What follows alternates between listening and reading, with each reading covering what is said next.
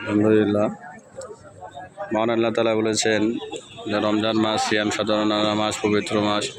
আল্লাহ তাআলা বলছেন সূরা বাকারা 2 নম্বর সূরা 183 নম্বর আয়াতে বলছেন ইয়া আইয়ুহাল্লাযীনা আমানু কুতিবা আলাইকুম সিয়াম কামা কুতিবা আলাল লাযীনা মিন ক্বাবলিকুম লাআল্লাকুম তাত্তাকুন।